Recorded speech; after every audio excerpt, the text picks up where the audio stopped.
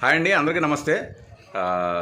రాజకీయాలు అంటే ఇంట్రెస్ట్ లేని వాళ్ళు ఎవరు ఉండరు. ముఖ్యంగా బాగా సంపాదించిన వాళ్ళకైతే అల్టిమేట్ ఫీల్డ్ రాజకీయం. ఇప్పుడు ప్రస్తుతం తెలుగు రాష్ట్రాల్లో చాలా రాజకీయ పార్టీలు ఉన్నప్పటికీ తాజాగా మరో రాజకీయ పార్టీ పెట్టబోతున్నారు. మాజీ రాజ్యసభ సభ్యుడు విజయసాయిరెడ్డి. అందరికీ తెలుసు కదా, వైఎస్ఆర్ కాంగ్రెస్ పార్టీలో ఒకప్పుడు నెంబర్ 2గా వ్యవహరించి పార్టీ బలోపేతానికి, అదేవిధంగా పార్టీ నాశనానికి రెండింటికి తన వంతు బాధ్యత ఆయనే నిర్వర్తించారు ఆ కార్యక్రమాన్ని. ఇప్పుడు తాజాగా ఆయన సొంతంగా రాజకీయ పార్టీ పెడుతున్నారు. ఈరోజు తిరుమలలో శ్రీవారిని దర్శించుకుని బయటకు వచ్చి ప్రజల కోసం, ప్రజల పక్షాన్ని నిలబడటానికి సొంతంగా రాజకీయ పార్టీ పెడుతున్నా అన్నారు. సరే, ఓకే, విజయసాయిరెడ్డి గారు రాజకీయ పార్టీ పెట్టచ్చు, నేను పెట్టచ్చు, మీరు పెట్టచ్చు, ఎవరైనా పెట్టుకోవచ్చు. బట్ ఒక రాజకీయ పార్టీని నడపాలి అంటే అది సామాన్యమైన విషయం కాదు. ఒకటి పొలిటికల్గా నాలెడ్జి, ఇతరితర పరిచయాలు ఉండాలి.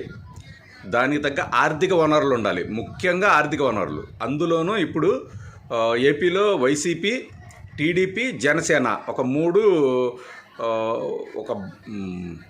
భారీ రాజకీయ పార్టీలు. వీటి మధ్య ఇంకొక రాజకీయ పార్టీ మనగలడం అనేది అది పెద్ద విషయం కాదని విజయసాయిరెడ్డి భావిస్తున్నారు. కానీ అది చాలా కష్టతరమైన విషయం. రెండోది, ఇప్పుడు వైఎస్ షర్మిలే సొంతంగా రాజకీయ పార్టీ పెట్టి ఇది రాజశేఖర రెడ్డి గారి వారసురాలుగా ఆమె నడపలేకపోయారు. ఇప్పుడు కేసీఆర్ గారి కూతురు కూడా పెట్టి ఆమె పాప ఆవిడ ఇబ్బందులు ఆవిడ పడుతోంది నడపలేక.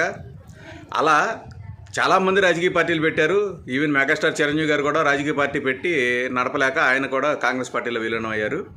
ఇలా పెద్దవాళ్ళు, ఇమేజ్ ఉన్నవాళ్లే నడపలేక రాజకీయ పార్టీలని ఇబ్బందులు పడ్డారు, మూసేసుకున్నారు. ఇప్పుడు విజయసాయిరెడ్డి కనీసం ఎక్కడ కార్పొరేటర్గాను, కౌన్సిలర్గాను కూడా పోటీ చేయలేదు.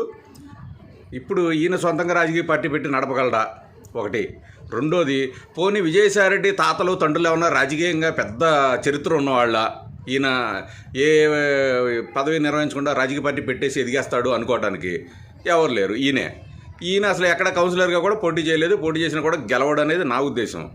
సో ఇప్పుడు విజయసాయిరెడ్డి రాజకీయ పార్టీ ఎవరి కోసం పెడుతున్నారు?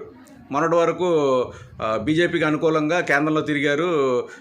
తర్వాత బీజేపీకి అనుకూలంగా రాజ్యసభ సభ్యులు కావాలని చెప్పేసి ఈయన సొంత రాజ్యసభ సభ్యత్వానికి రాజీనామా చేసేసి అది టీడీపీకి అప్పచెప్పారు.